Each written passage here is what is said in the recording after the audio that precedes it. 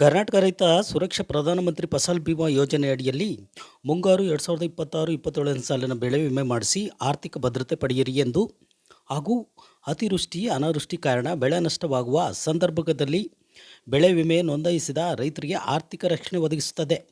ಮುಂಗಾರು ಹಂಗಾಮಿನ ನೋಂದಣಿ ಪ್ರಾರಂಭವಾಗಿದ್ದು ಎಲ್ಲ ರೈತರು ನೋಂದಣಿ ಮಾಡಿಕೊಂಡು ಇದರ ಉಪಯೋಗ ಪಡೆಯಿರಿ ಎಂದು ಚಳ್ಳಕೆರೆ ಕೃಷಿ ಸಹಾಯಕ ನಿರ್ದೇಶಕರಾದ ರಮೇಶ್ ರವರು ಸುದ್ದಿಗೋಷ್ಠಿಯಲ್ಲಿ ಮಾತನಾಡಿದರು. ಈ ದಿನ ನಾವೇನು ಪತ್ರಿಕಾ ಮಾಧ್ಯಮ ಕಳಿಸಿರೋ ಉದ್ದೇಶ, ಈಗ ನಮ್ಮ ತಾಲೂಕಿನಲ್ಲಿ ಈ ಒಂದು ಸಾಲಿನಲ್ಲಿ 26-27ನೇ ಸಾಲಿನಲ್ಲಿ ಪ್ರಧಾನಮಂತ್ರಿ ಫಸಲ್ ಬಿಮಾ ಯೋಜನೆಯಡಿ ಬೆಳೆ ವಿಮೆ ಒಂದು ಕಾರ್ಯಕ್ರಮವನ್ನು ಅನುಷ್ಠಾನ ಮಾಡ್ತಾ ಇದ್ದೀವಿ. ಈಗ ಆಲ್ರೆಡಿ ಜುಲೈ 1ರಿಂದ ಶುರುವಾಗಿದೆ, ಮಾಡ್ತಾ ಇದ್ದೀವಿ. ಇದುವರೆಗೂ ಸುಮಾರು 14,000 ಜನ ರೈತರು ನಮ್ಮಲ್ಲಿ ನೋಂದಣಿ ಆಗಿದೆ. ಅದರ ಜೊತೆಗೆ ನಾವು ಇನ್ನೂ ವ್ಯಾಪಕವಾಗಿ ಪ್ರಚಾರವನ್ನು ಮಾಡುವಂಥ ಕೆಲಸನ ತಮ್ಮ ಮುಖಾಂತರ ಮಾಡೋದಕ್ಕೆ ಇಚ್ಛೆಯಿಂದ ತಮ್ಮನ್ನು ಕರೆದಿದ್ದೀವಿ.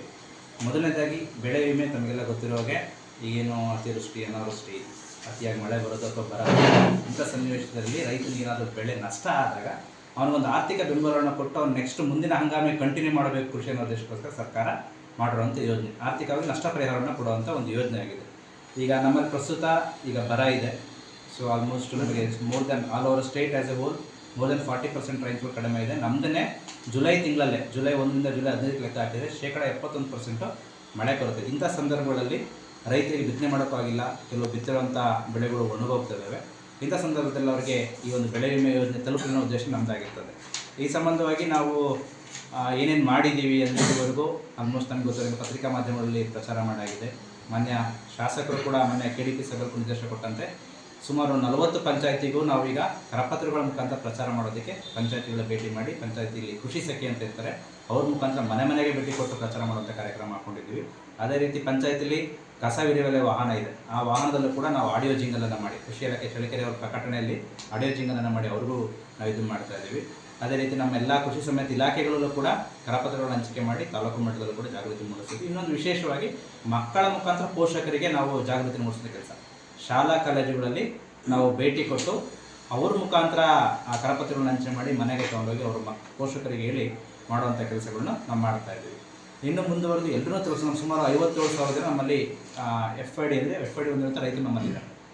ಆ ರೈತರಿಗೆ ಎಲ್ರಿಗೂ ನಾವು ತಲುಪಿಸೋದಕ್ಕೆ ಒಂದು ನಮ್ಮ ಗವರ್ನೆನ್ಸ್ ಸೆಲ್ಲಲ್ಲಿ, ಕರ್ನಾಟಕ ಗವರ್ನೆನ್ಸ್ ಸೆಲ್ಲಲ್ಲಿ ಒಂದು ಡೈರೆಕ್ಟಾಗಿ ಅವರೇ ನೇರವಾಗಿ ಕರೆ ಮಾಡಿ ಪ್ರಚಾರ ಮಾಡುವಂಥ ಒಂದು ಕೆಲಸ ನಾವು ಅಂದ್ಕೊಂಡಿದ್ದೀವಿ.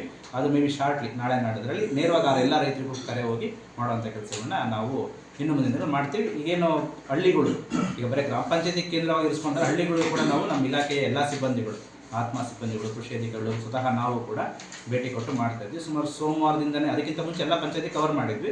ಮೊನ್ನೆ ಶಾಸಕರು ಹೇಳಿದ್ಮೇಲೆ ಸುಮಾರು ಸೋಮವಾರದಿಂದ ಇಲ್ಲಿವರೆಗೂ ನಾವು ನಿನ್ನೆವರೆಗೂ 47 ಹಳ್ಳಿಗಳನ್ನ ಖುದ್ದಾಗಿ ಭೇಟಿ ಕೊಟ್ಟು ಪ್ರಚಾರ ಮಾಡಿದ್ವಿ. 5 ಶಾಲೆಗಳನ್ನ ನಿನ್ನೆವರೆಗೂ ಮಾಡಿದ್ವಿ. ಇವತ್ತು ನಾವು ಖುದ್ದಾಗಿ ಬೆಳಗ್ಗೆಯಿಂದ ಮೀರಸಭೆಯಲ್ಲಿ, ದೊಡ್ಡೇರಿ, ಇಲ್ಲಿ ಚಳ್ಳಕೆರೆ ಟೌನಲ್ಲಿ ಒಂದು ಕಾಲೇಜು ಮತ್ತು ರಾಮಜೋಗಿಯಲ್ಲಿ ಅಷ್ಟು ಕಾಲೇಜುಗಳು ಭೇಟಿ ಕೊಡ್ತಾ ಇದ್ವಿ. ಇನ್ನೂ ಆಲ್ಮೋಸ್ಟ್ ಎಲ್ಲ ಕಾಲೇಜುಗಳನ್ನು ನಾವು ಅವತ್ತು ಶಾಲೆಗಳನ್ನ ಪ್ರಮುಖವಾಗಿರೋ ಸ್ಥಳದಲ್ಲಿ ಭೇಟಿ ಮಾಡ್ಕೊಂಡಿದ್ದೀವಿ. ಇದೆಲ್ಲ ಮಾಡ್ತಾ ಇರೋದು ರೈತರು ಈ ಒಂದು ಯೋಜನೆಯಲ್ಲಿ ಭಾಗಿಯಾಗಿನ ಉದ್ದೇಶ. ಇನ್ನೊಂದು ಪ್ರಮುಖ ಇದರಲ್ಲಿ ಸೂಚನೆಗಳು ಏನು ಅಂತಂದರೆ, ಈಗ ಬೆಳೆ ವಿಮೆ ಕಟ್ತಾರೆ,